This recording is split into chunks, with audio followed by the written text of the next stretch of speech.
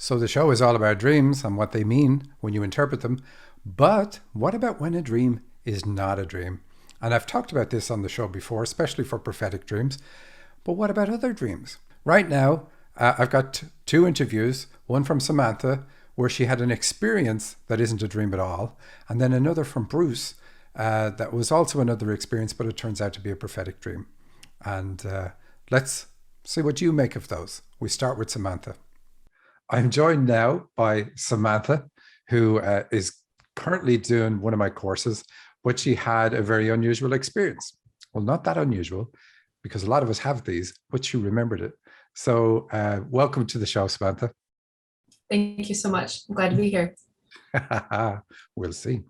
Um, do you do you want to share your experience? I mean, this is a dream show, but my whole favorite aspect of dream interpretation is spiritual gifts and the whole spirit world revelations that we get from our dreams.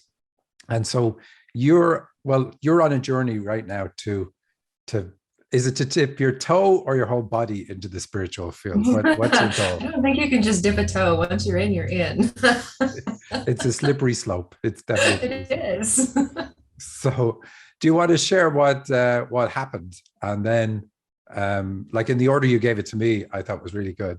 So what happened, and then how you discovered it happened afterwards. Okay. Yeah. Well, through your dream course, we discovered that it's likely I had the ability to see spirits. So part of my spiritual journey is trying to clear what's blocking me and regain some of those gifts and strengthen them. A few nights ago, I was getting ready for bed. I snuggled into the darkness and laid down and looked up, and there's this large blue cloud haze that filled most of the center of the bedroom. And I thought, surely, all right, I looked at the light before I turned the lights off or something, my eyes just need to adjust. And it didn't seem to matter if I rubbed them, blinked them, waited. There's just this patient blue thing waiting for me to decide that I'm done rubbing my eyes, and it's still there. So I laid with it for a while. I didn't want to scare it away. So I was like, all right, I'm just gonna be with this. I don't know what it is or what it's telling me, but I'm just gonna be calm and be here. And it stayed for several minutes. It started to condense on itself. It got thicker and smaller and darker, and I was waiting for it to form something, but it didn't. Started to get a little bit of kind of lines, bright, beautiful lines along the edges. And I closed my eyes at one point and thought, oh, this is just so beautiful. And when I opened them again, it was gone. Darn it. So I closed my eyes just to think about what had just happened. And the instant I closed my eyes, I was taken straight into a vision. It just zoomed my vision straight into the ground and into a tunnel. Kind of like the dryer vent, like the serrated tunnels. It was lit blue, kind of like the blue I'd just seen. And it dropped me off in a childhood memory. It happened to be a good one, just in a place I remember fondly at my babysitter's house. So I observed that for a little while, watching, looking, trying to think, okay, it's showing me something. And once I looked around and kind of felt like I had an idea of the situation and the memory and where I was at, I'm like, all right, well, is this done? So I opened my eyes. When I closed them again, zoom right back into the tunnel again. Like, okay, now where are we going?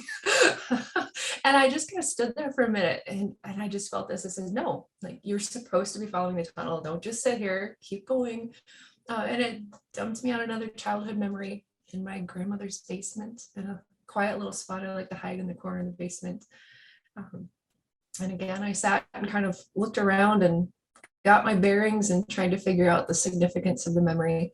And then when I opened my eyes the last time, that was the end of the experience. You The said you fun were follow afraid. up there. You Oh, said yeah. you were afraid of your grandmother's basement. I was afraid of my grandmother's basement. That there were good toys down there, so it's kind of a love-hate relationship.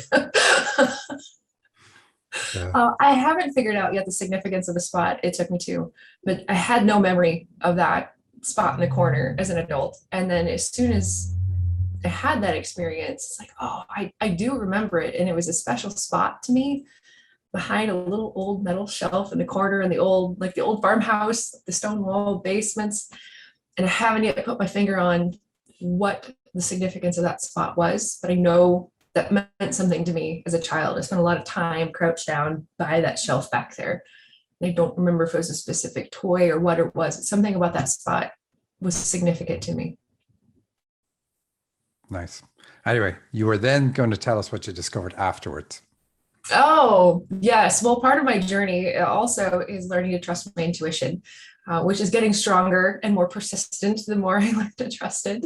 But I was headed up the stairs the next day and I happened to go by my crystal book and I just walked by it. And in passing, I thought, I haven't looked up that one crystal by my bed yet in my new book. I thought, no, I need to get to work. This is goofy. I thought, no, Samantha, Mike would yell at you. Go trust your intuition. So I went back and looked up the new crystal I had by my bed, and it's blue apatite. And one of the many attributes is it's supposed to help facilitate getting in contact with and communicating with blue beings, which they list as either ETs, guides, or godlike entities such as Krishna, and helps you communicate with them. So I didn't even know when I bought the crystal that was one of the aspects of it. And then I think intuition pushed me to look at the book the next day and say, hey, there's something to this, go look at it. So I find that absolutely the best way for things to happen. And a lot of my experiences were that way because people who listen to the show or have listened to it in the past probably know that I was totally against all this stuff. So it's amazing that I have a radio show about it. And I would ridicule people. So there's no chance I would read a book. There's no chance I would listen to anybody. So when I had experiences where I suddenly saw spirits, I had no frame of reference.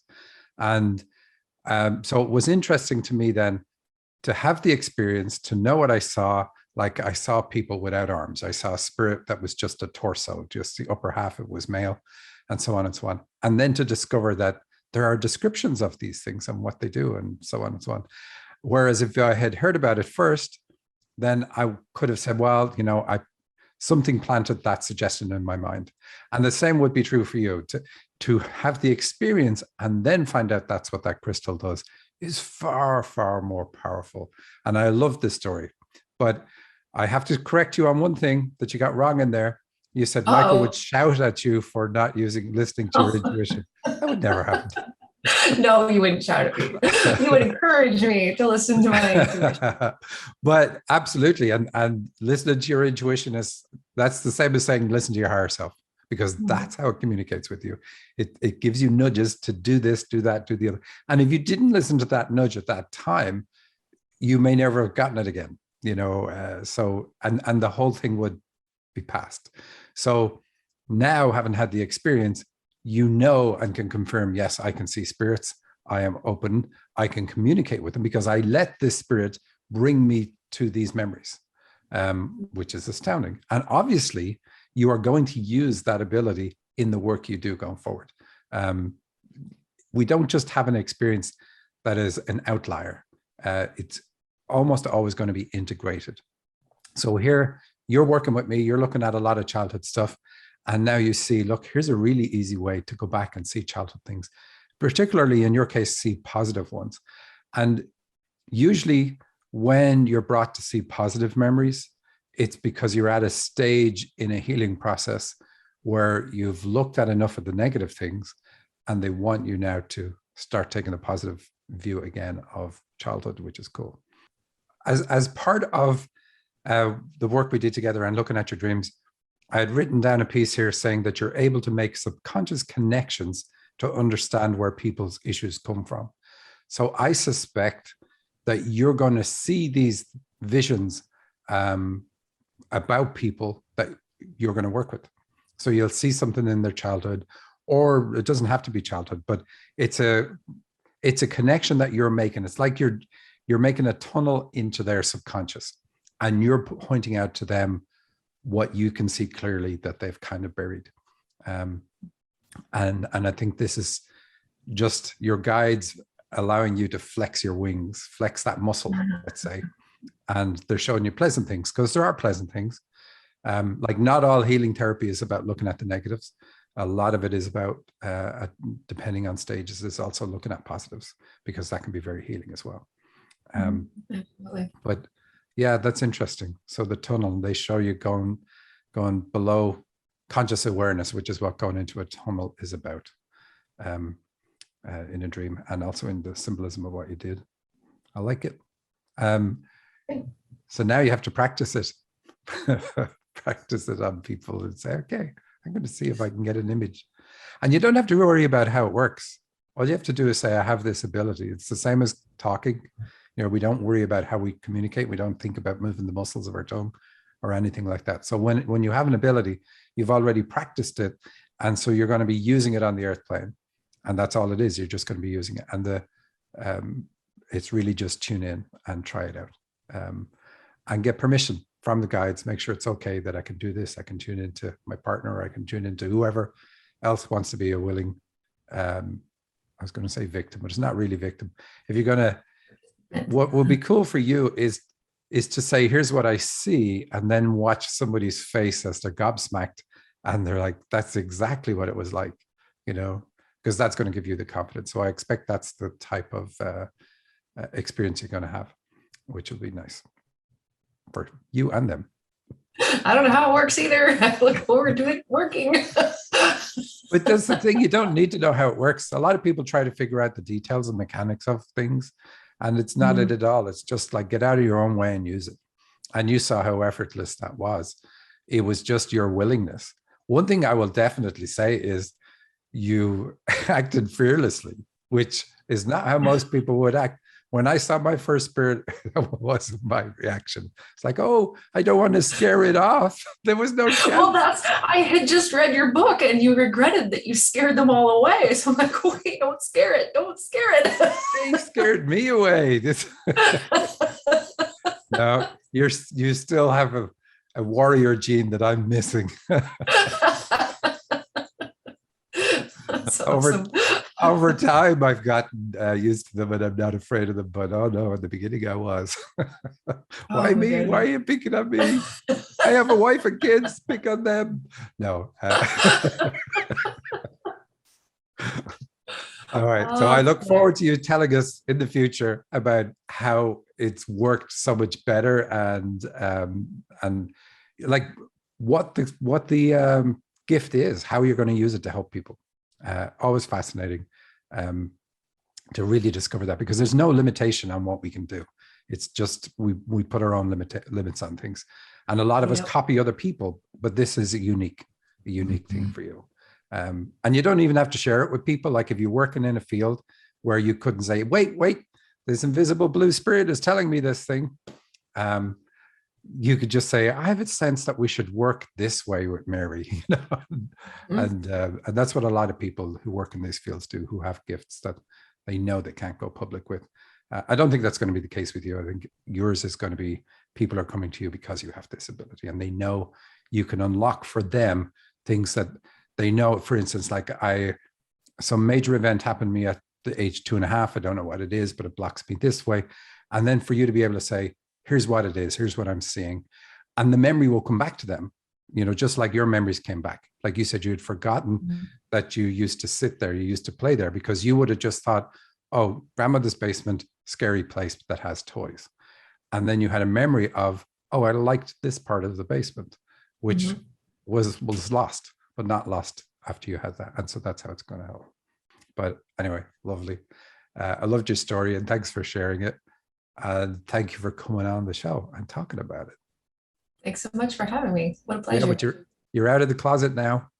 I have your address. I'm going to rent a billboard and put a picture of the two of us up on it. So all your friends will know. I love it. All right, Samantha, thanks a lot. Yeah, thank you. Definitely a braver woman than me when I first started into the spiritual field, I'll tell you that. Thank you for watching this clip from the Dream Interpretation Podcast. If you want to hear the whole show, there's a link directly under this video. Please like and share with your friends, all of your friends. And don't forget to subscribe to the podcast at thedreaminterpretationpodcast.com. That's also where you can submit your dream to the show and have yours featured.